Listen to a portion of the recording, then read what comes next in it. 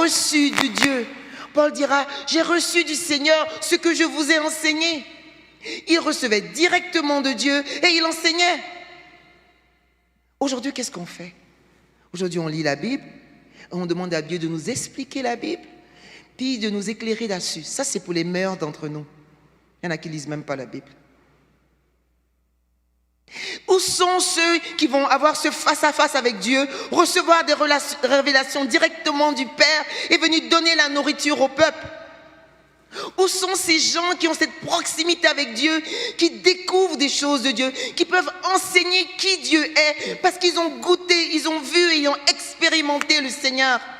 C'est ça, l'Église, qui est la base de tout. C'est ça, l'Église dans l'Église. Ces hommes et ces femmes qui aiment la présence de Dieu, ces hommes et ces femmes qui recherchent quelque chose de Dieu. On chante tout le temps, je suis l'ami de Dieu, je suis l'ami de Dieu. On veut tous être l'ami de Dieu. Jésus, mon ami. Mais sommes-nous vraiment des amis de Dieu? Ou bien est-ce que notre amitié avec Dieu, c'est nous qui racontons à Dieu nos secrets, c'est nous qui parlons à Dieu, qui nous disons les plans? Oh Seigneur, bénis-moi, moi je t'aime, je vais te prier, je vais te parler de ma vie, je vais te raconter mes choses et toi tu me bénis. C'est ça votre relation avec Dieu? C'est ça ton amitié avec Dieu? C'est ça un ami? Un ami, c'est celui qui vient et puis qui parle de lui, qui raconte ses affaires et qui s'en va. Le Seigneur appelait Abraham son ami. Vous savez pourquoi? Parce qu'il disait, cacherai-je à Abraham ce que je vais faire? Le Seigneur, il disait à Abraham des choses qui étaient sur son cœur. Il y avait une vraie relation, ils se parlaient. Vous comprenez? Dieu, il disait ses secrets. Abraham aussi disait ses secrets. Mais aujourd'hui, on vient prendre de Dieu. On vient prendre de Dieu. On vient pour qu'il nous bénisse. On vient pour qu'il nous guérisse. On vient pour qu'il nous donne de l'abondance. On vient parce qu'on veut être sauvé. Il y en a qui sont chrétiens juste parce qu'ils veulent sauver. Ils pensent que la foi en Dieu, que le sacrifice de Jésus, c'est juste une porte d'entrée. C'est un passeport pour éviter les souffrances. Mais Dieu est grand, il est puissant, il est infini, il n'y a personne comme lui. Et d'avoir l'opportunité de cette proximité avec ce Dieu-là, d'avoir l'opportunité d'entendre des paroles du Dieu d'Israël, d'avoir l'opportunité de recevoir des choses qui viennent directement de son cœur. C'est un grand privilège. C'était un grand privilège. Est-ce que tu es l'ami de Dieu?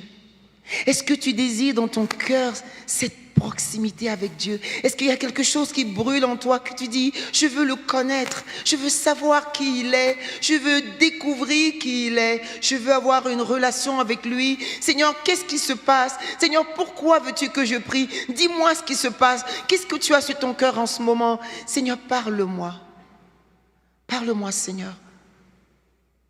Vous savez, je crois que c'était en 2004, en décembre 2004, j'étais avec Abraham, c'était le 24 décembre, je me rappelle. C'était un Noël difficile pour nous, on n'avait pas grand-chose pour fêter. On n'avait même pas assez d'argent pour s'acheter une belle bûche, puis une grosse dinde. Et on était tous les deux et je lui ai dit, tu sais ce qu'on va faire? On va prier.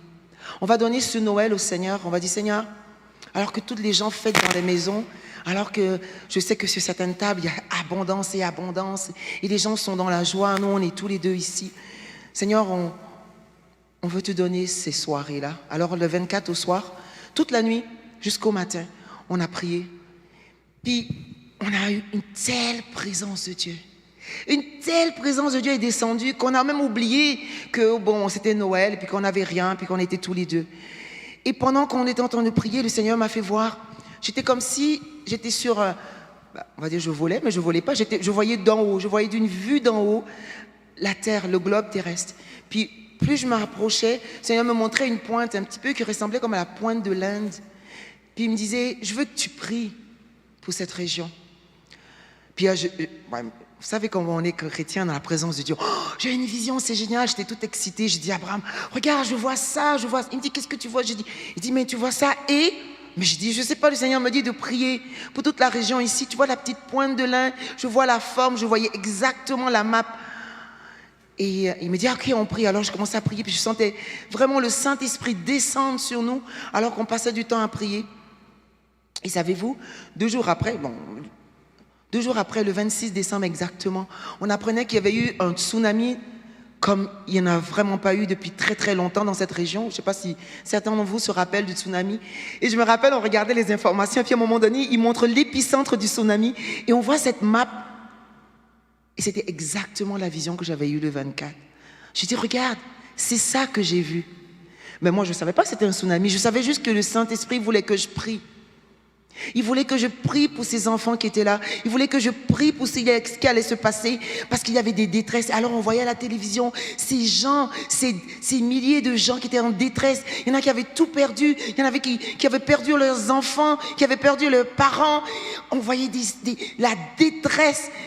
Mais le Seigneur nous avait révélé de prier pour ça. Il nous avait montré ce qui était sur son cœur. Puis j'ai dit à mon mari, quel privilège. Voyez-vous, on a dit, Seigneur, on veut te donner ce temps. Dis-nous ce que tu as sur ton cœur. Au lieu de rester concentré sur nos petits trains-trains, notre petite routine. Oh, mais j'ai pas mes parents. Oh, mais j'ai pas Noël. Oh, mais j'ai pas d'argent. Le Seigneur avait quelque chose dans son cœur. Il y avait quelque chose dans son ventre. Et il nous a donné le privilège de participer à ça. Et voyez-vous, ça c'est bien plus beau que n'importe quelle bénédiction. J'ai dit, Seigneur, tu m'as fait confiance.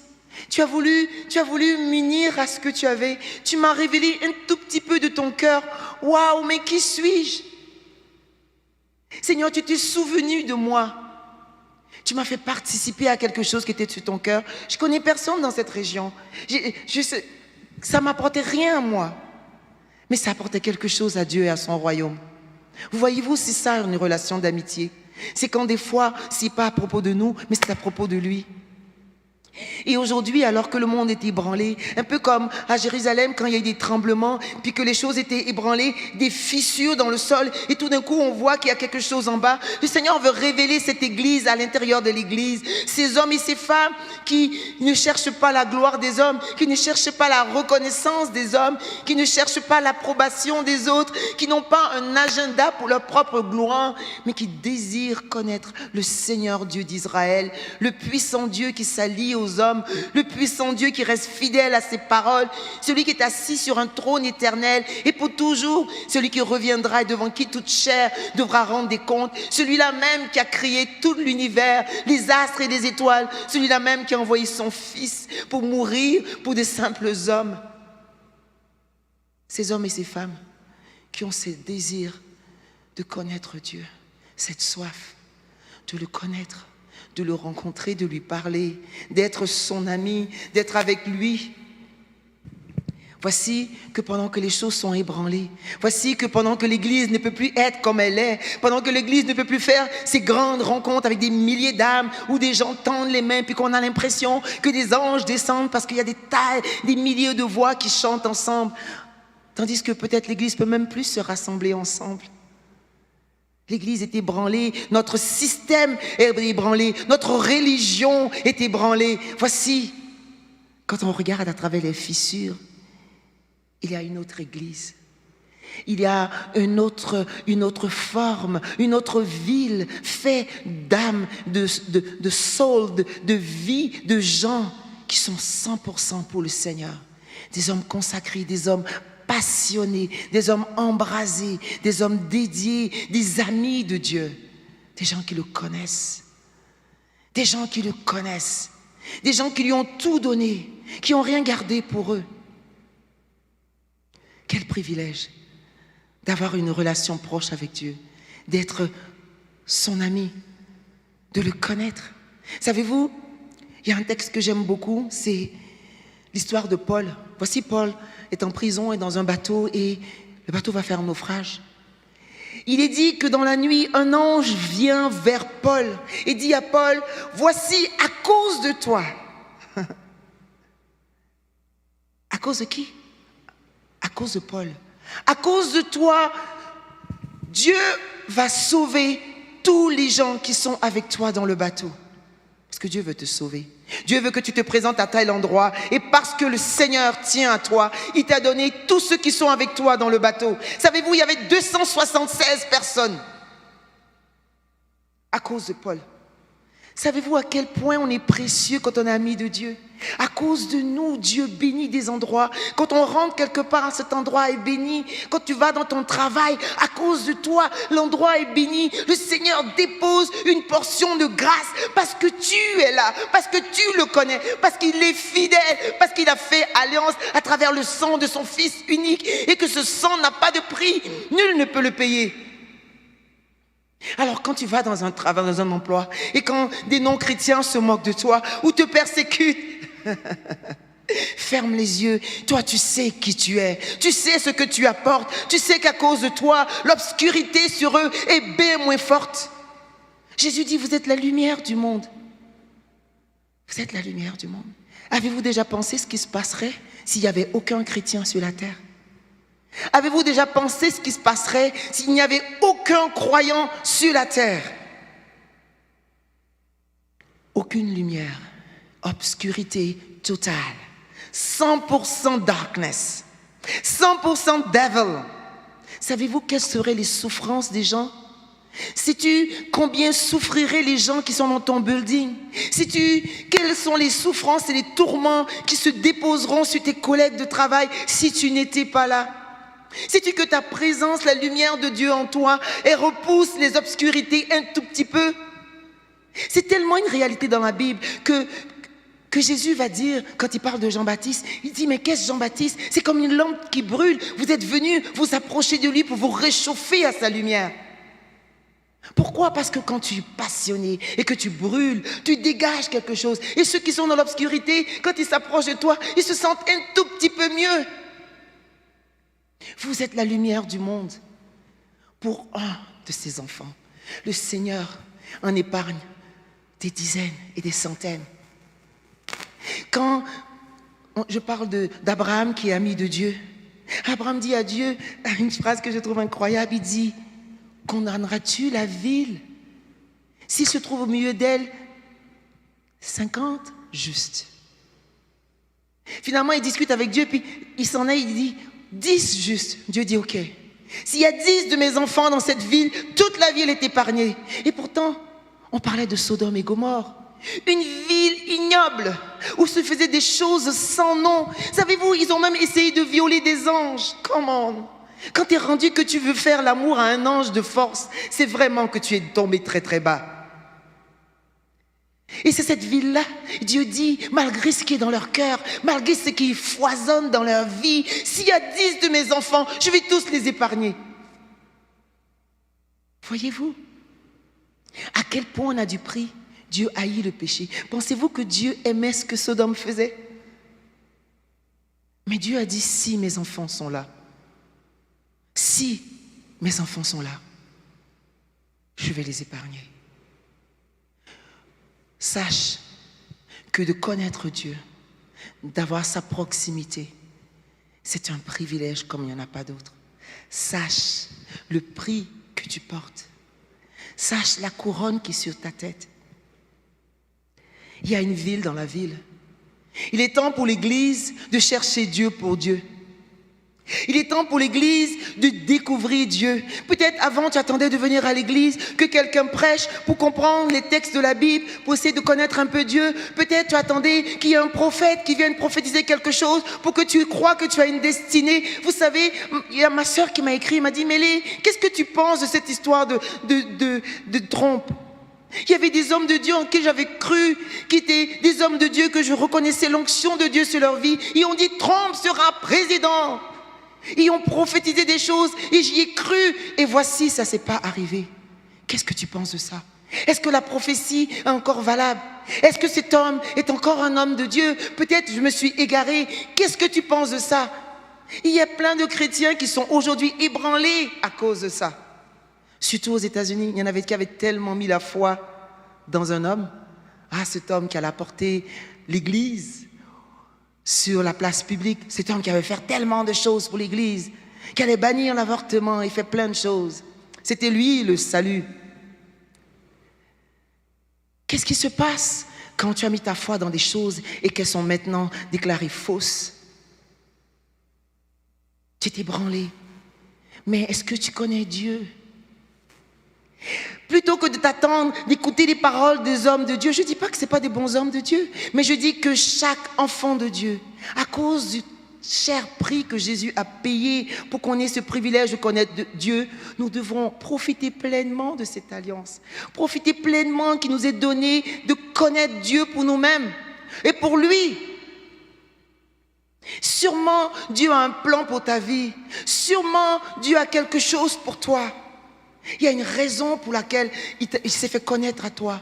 Sûrement, il y a quelque chose qui est à part à toi que personne ne peut faire. Ta destinée, Dieu t'est sauvé. Pourquoi? Sauvé pourquoi? Pas pour venir applaudir à l'église. Tu as le privilège de connaître ce Dieu-là, d'entendre parler ce Dieu-là qui te révèle ses secrets, qui te parle de ce qui est sur son cœur. Tu as le privilège de participer à bâtir le royaume. Parce qu'un jour, toutes les choses que nous voyons vont disparaître. Et seul va rester le Seigneur. Un jour, on va se tenir devant lui. Et seul va rester notre relation avec lui. Il y a des hommes qui sont connus dans le ciel. La parole dit que Daniel, quand l'ange est venu le voir, il a dit « bien-aimé ». Daniel était bien-aimé dans le ciel. Son nom était connu au milieu des anges de Dieu. Pourquoi croyez-vous qu'on connaissait le nom de Daniel? Parce que Daniel était tout le temps en train de prier et jeûner. Parce que c'était un homme qui connaissait Dieu, qui était dans les secrets de Dieu. On dit que Dieu lui révélait même les rêves des gens. Aujourd'hui, nous sommes bien plus que des Daniel. Aujourd'hui, par le sang de Christ, nous avons accès à tellement. Vous savez, j'écoutais quelqu'un qui me racontait comment la fameuse arche de l'Alliance, l'arche de l'Alliance avait disparu. Vous savez que quand il y a eu la déportation dans l'histoire d'Israël, à un moment donné, ils se sont rendus compte qu'il n'y avait plus d'arche de l'Alliance dans le lieu des saints des saints. C'était une histoire étrange parce que quand on y pense, ça veut dire que pendant des années, les Juifs allaient, ils habillaient le sacrificateur. Vous savez, il y avait des grelots pour qu'on entende quand il bougeait. Ils venaient avec le sang. Ils faisaient toute leur routine, comme d'habitude. Et une fois par année, le sacrificateur, le grand sacrificateur, devait traverser le lieu des saints pour apporter le sang et les sacrifices dedans. Il faisait ça pendant des années sans que personne ne se soit rendu compte que la présence de Dieu n'était plus là, que l'arche de l'Alliance n'était plus là.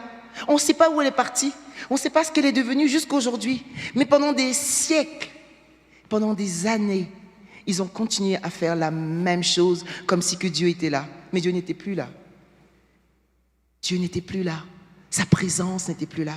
Son arche n'était plus là. La manifestation de sa présence, sa Shekinah, le bâton d'Aaron, les tables, le pain, la manne, n'étaient plus là. C'était des signes de la présence de Dieu. Dieu a dit, c'est ça, ma présence qui se tient au milieu de vous. Elle était partie. Et voici pendant des siècles, il continuait à faire la même chose. Ils venaient dans le temple avec des chants. Quand c'était le temps des fêtes, la saison des fêtes des tabernacles, ils apportaient leurs dîmes. Ils faisaient comme si Dieu était là. Quelle mascarade! Et je crois des fois que nous, l'église, on est comme ça. Dieu n'est plus là, mais on fait notre routine. On vient à l'église, on chante fort, on saute. Mais il n'y a rien. La présence n'est pas là. Vous savez, je suis déjà allée dans des communautés où je voyais les gens crier et puis le Seigneur me dit, c'est pas moi qui célèbre. Il y a des spots de lumière, il y a une bonne atmosphère, une ambiance. Et les gens confondent l'atmosphère et l'ambiance pour la présence de Dieu parce qu'ils ne la connaissent pas. Alors quand ils voient des gens crier, ils se disent, ah, mais sûrement c'est Dieu. On met des spots de lumière, on met des chansons embrallantes, puis on dit, ah, c'est Dieu. Les gens ne font même plus la différence entre de l'émotion, de la transpiration, de l'onction. Pourquoi? Parce qu'on se dit, Seigneur, on veut que tu sois là, mais si tu n'es pas là, c'est correct. Nous, ça nous suffit de venir à l'église et de chanter des chants. Moi, ça me suffit de me lever le matin, de dire, Seigneur, bénis ma journée. Quand je suis devant mon repas, Seigneur, bénis le repas. Alléluia, Amen. Ça me suffit, ça. Parce que je sais que tu m'aimes, je sais que tu existes et je vais aller au ciel. C'est ça la chrétienté. Est-ce que c'est ça à quoi se réduit ta foi chrétienne? ta relation avec Dieu, faire des choses que tu crois justes, faire ta routine. Le Seigneur s'en vient bientôt. Il vient chercher une église.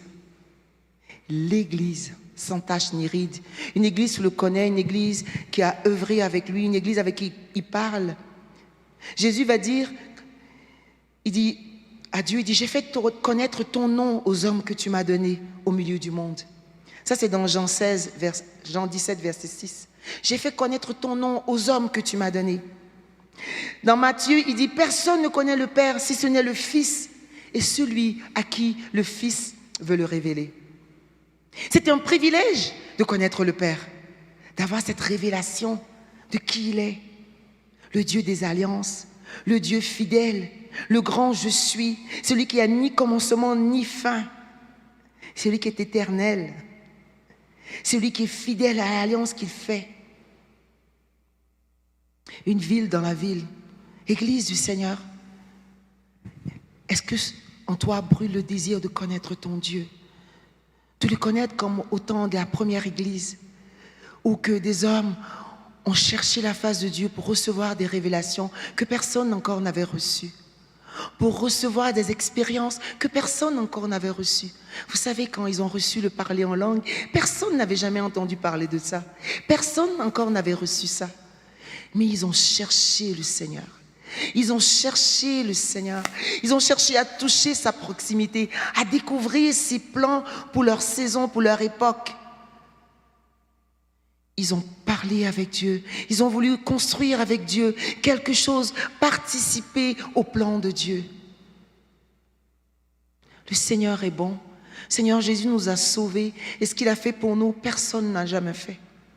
Il a donné son propre sang. Vous savez, des fois, je pense, puis je dis, je ne peux pas croire ce que tu as fait pour moi, Jésus. Tu as donné ton propre sang. Tu t'es donné pour moi, qui ne suis pas juive. Tu t'es donné pour moi, afin que je puisse parler à Dieu, afin qu'il puisse entendre ma voix, afin qu'il puisse me répondre, afin qu'il puisse avoir une relation avec moi, afin qu'il puisse rester avec moi, afin que je puisse vivre éternellement auprès de lui, auprès de ce Dieu-là d'amour, ce Dieu qui, depuis des milliers d'années, a été prié. Des hommes dont la foi bien plus grande que moi l'ont honoré, l'ont prié, l'ont adoré avec leur vie. Voici moi aussi, je peux me joindre à cette si grande nuée de témoins et prononcer les paroles qu'ils ont prononcées et dire à Dieu, tu es mon Dieu, je t'aime, je te célèbre, et dire à Dieu, je veux te connaître, et je te donne tout ce qui est moi. Voici, moi aussi, je fais partie de cette grande nuée. Voici, il vient, mon Dieu, et un jour je me tiendrai devant lui. Lui pour qui la vie vaut la peine d'être vécue. Lui qui a un plan pour moi, qui a mis une marque sur mon front. Lui qui est fidèle auprès de moi. Lui qui me donne de sauver ceux qui sont autour de moi.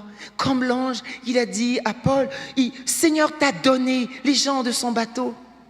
J'ai dit, Seigneur, donne-moi les gens qui sont autour de moi. Donne-moi les gens de ma compagnie. Donne-moi mes amis. Donne-moi ces gens qui s'habitent tout autour de moi. Seigneur, donne-les-moi. Seigneur, souviens-toi que tu les aimes, que ton sang a été versé pour eux aussi. Seigneur, souviens-toi. Et sauve. Qu'on soit donc nombreux au ciel auprès de toi. Mon frère, ma sœur, ce matin, je veux te parler de ce désir qui bouillonne dans le cœur des enfants de Dieu.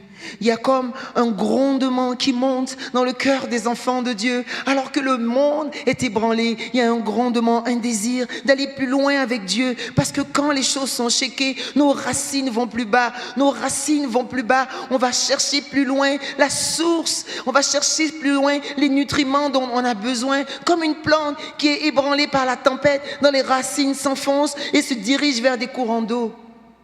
Il y a des eaux souterraines, des eaux pures. Il y a de la vraie eau en bas.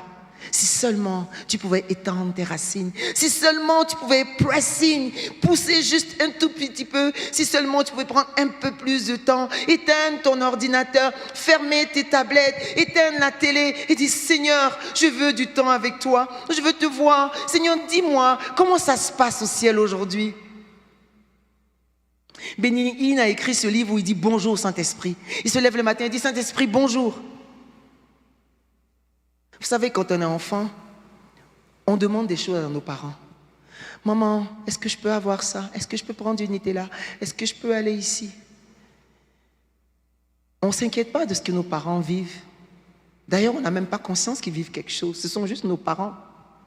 Et puis un jour, quand l'enfant rentre dans l'adolescence, il commence à réaliser que ses parents peuvent être tristes, que peut-être maman elle n'a pas l'air bien ce matin, peut-être elle va pas bien, peut-être que quelque chose s'est pas bien passé au travail. Maman, est-ce que tu as passé une bonne journée? Comment c'était au travail? L'enfant commence à s'intéresser à ce que ses parents vivent. L'enfant commence à vouloir savoir ce qui est sur le cœur de ses parents. C'est le signe de la maturité.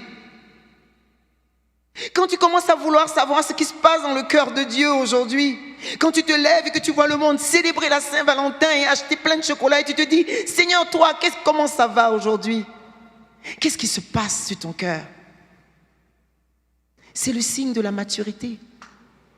Voici, il est temps pour toi d'arrêter le lait. Voici, il est temps pour toi de prendre de la nourriture, de la viande. Comme Paul, il parlait à l'église à l'époque, il dit, si seulement tu étais capable de manger de la vieille viande, de la vraie viande. Si seulement tu étais capable de mastiquer la vraie viande, d'arrêter de te regarder le nombril, d'arrêter d'avoir peur. Vous savez, toutes nos craintes. Oh, mais peut-être que Dieu m'a laissé tomber. Oh, mais peut-être que Dieu n'est pas là. Peut-être que Dieu s'en fout de moi. Moi, je crois que je suis maudit. Dieu, il n'a pas égard à moi. Toutes nos craintes, c'est parce que nous ne connaissons pas notre Dieu. Si à cause d'Abraham, il a pu bénir des descendants sur des descendants et des descendants, penses-tu que ce Dieu-là, qui a donné son propre fils, qui a été tué pour toi, il va te laisser tomber? Penses-tu ça? Comment ça se fait que les disciples pouvaient aller dans les prisons et célébrer avec joie? Comment ça se fait qu'ils pouvaient chanter alors qu'ils étaient dans des chaînes? Comment ça se fait qu'ils pouvaient être en joie quand il y avait des épreuves? Et que nous aujourd'hui, à la moindre épreuve, on est découragé, on a peur, on pleure, on ne peut plus prier, on est difficile pour prier, on se rebelle avec Dieu, on lève le poing, on dit tu m'as trahi. Eux, qu'on a égorgés, torturés, brûlés, écartelés, ils l'ont fait avec la joie. Comment ont-ils réussi? Quel genre d'homme était-ce? Vous comprenez? Quand tu sais qui est Dieu, tu sais que tout ce qui l'emmène sur ton chemin est pour ton bien, qu'il y a une issue dans la chose, que Dieu a un plan. Alors que Paul était dans la prison, ou Pierre dans la prison, il savait que Dieu a un plan. Alors que lui pouvait se tourner et prier pour le garde qui s'était inquiété. C'est lui qui priait pour le garde. L'homme qui était là, qui était son bourreau, qui était là pour veiller sur lui en prison. Pensez-y un peu. C'est lui qui le rassure, t'inquiète pas. Pensez-y un peu, mais quel genre d'homme? Parce que quand il y avait des épreuves, ils savaient que Dieu était avec eux. Ils savaient que si mon Père permet que je traverse ça, c'est parce qu'il y a quelque chose pour moi. Seigneur, qu'est-ce que je peux faire dans cette situation? Si je ne vois pas ce que je peux faire, je vais t'adorer. Parce que dans ma vie, savez-vous, à chaque instant de nos vies équivaut un type d'adoration unique. Ça a l'air compliqué, je vais m'expliquer. Le jour où tu es dans ta chambre et que le médecin te dit que tu as quelques temps, puis tu vas mourir et que c'est tes derniers temps, c'est une opportunité unique de prier Dieu dans ce moment-là. Hier, tu n'étais pas dans la même situation. Mais aujourd'hui, dans la situation que tu es, ton adoration porte une odeur particulière. Quand tu es dans des moments difficiles et que tu élèves ta voix vers Dieu, ton adoration a une odeur particulière. Elle sent comme un sacrifice qui vient de loin. Elle sent comme une dévotion qui monte malgré envers tout. À chaque instant de ta vie, tu as le privilège de louer Dieu dans telles circonstances. Savez-vous ça?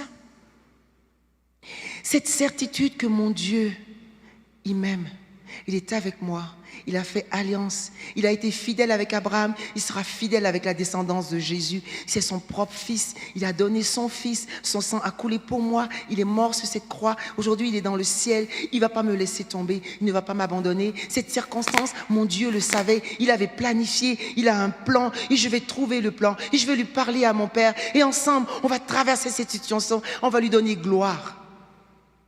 On va lui donner gloire. Cette maladie n'est pas pour la mort, disait Jésus. Elle est pour la gloire de Dieu. Elle est pour la gloire de Dieu. Et c'est là le but de nos vies. C'est là le but de nos vies. Donc arrêtons de nous regarder le nombril. Il ne s'agit pas de nous, il s'agit de qui il est. Il s'agit de qui il est.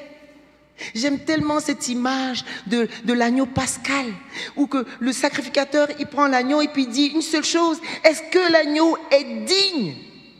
Est-ce que c'est un nouveau-né? Est-ce qu'il est sans tache? Est-ce qu'il est selon la loi de Moïse? Est-ce qu'il est digne? Et la réponse de celui qui apportait l'agneau devait être oui, il est digne. C'était tout. Celui qui venait avec l'agneau, que lui n'était pas digne, que lui n'avait pas d'habit, qu'il était dans la boue, qu'il était habillé tout sale, qu'il avait une mauvaise haleine, ça ne comptait pas. Tout ce qui comptait, c'était que l'agneau qu'il présentait était digne. Il ne s'agit pas de nous, il s'agit de l'agneau qui a versé son sang devant le trône de Dieu. Son sang est digne. Il s'agit de lui, il a toujours agi de lui. Il s'agit de lui, de le connaître, de découvrir le Père à travers lui, d'embraser notre destinée de fils et de filles de Dieu, d'hommes et de femmes qui vont régner sur la terre pour toujours, d'hommes et de femmes qui vont régner sur les anges. Est-ce que ton nom est connu au ciel? Quand tu vas trôner devant Dieu et que tu vas juger des anges, eux ils te connaissent, eux ils ont entendu parler de toi, ils t'ont observé depuis le ciel. Avec les enfants, on a ce petit jeu où à chaque fois qu'on parle, on dit « Qu'est-ce que tu penses que ton ange dit au ciel ?» Alors quand il dit une bêtise, on dit ton ange, il fait oh. Parce que c'est vrai, on a chacun nos anges. Et parce qu'on vit une vie devant le Seigneur. Il y a tout un royaume invisible qui nous observe, qui nous regarde, qui sonde nos cœurs, qui sonde nos vies. Le Seigneur veut se révéler à toi. Il veut que son Église aille un peu plus loin. Il veut que son Église le connaisse. Il veut révéler une nouvelle dimension de qui il est. Le Seigneur revient. Il veut que son Église soit prête. Il vient chercher son Église. Pas tout le monde. Pas tout le monde. Est-ce que tu veux être de ceux qui viennent chercher? Est-ce que tu le connais? Est-ce que tu veux être son ami? Est-ce que tu brûles de le découvrir? Est-ce que tu veux sacrifier ton temps? Est-ce que tu veux mettre toute ton énergie pour lui demander qu'est-ce qu'il pense? Pour savoir qu'est-ce qu'il vit? Pour lui demander comment tu peux participer à son royaume? Peut-être quelque chose se passe dans un coin du monde et Dieu cherche des intercesseurs. Te tiendras-tu sur la brèche? Répondras-tu à ton ami? Peut-être Dieu veut que tu participes à quelque chose. Ce matin, enfant de Dieu, souviens-toi qui tu es. Souviens-toi qu'en toi brille une lumière qui ne s'arrêtera jamais. En toi brille une vie qui ne s'éteindra pas. Elle est éternelle. Elle appartient à Dieu qui a créé le ciel et la terre. Il a mis son souffle en toi et à chaque battement de ton cœur, sa vie coule.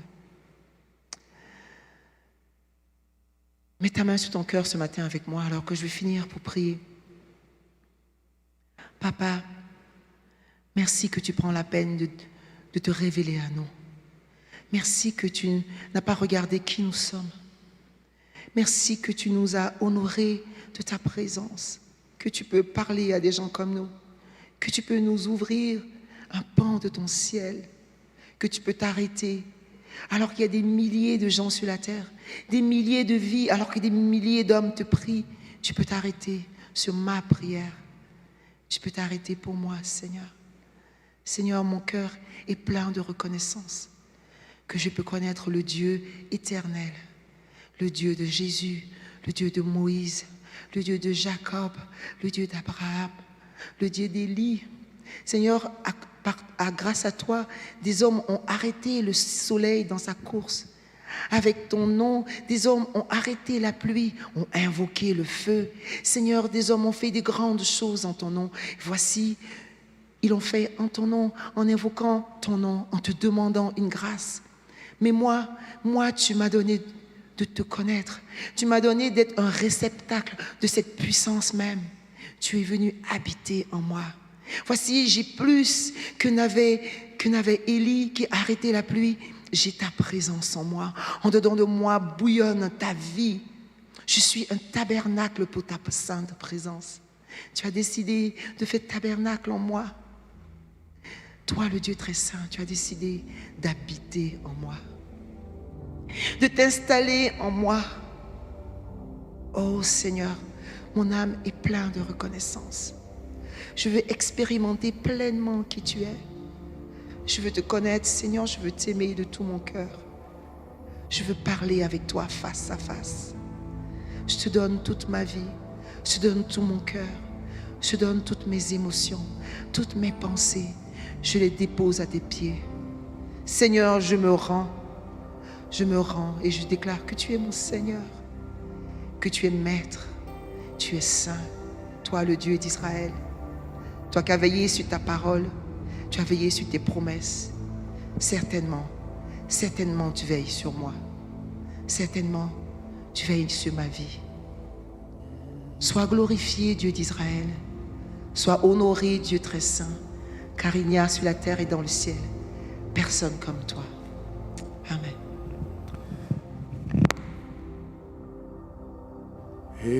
Elohim,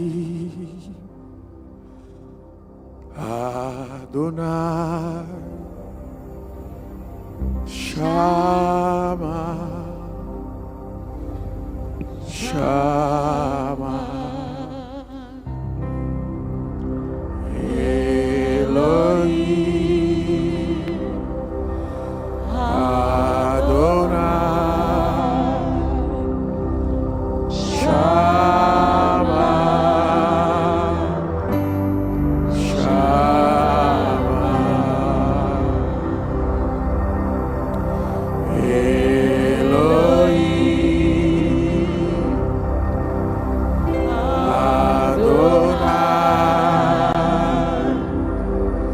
Shama,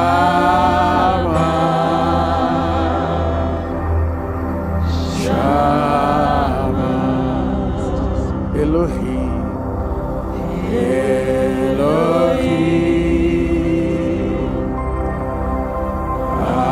Adonai,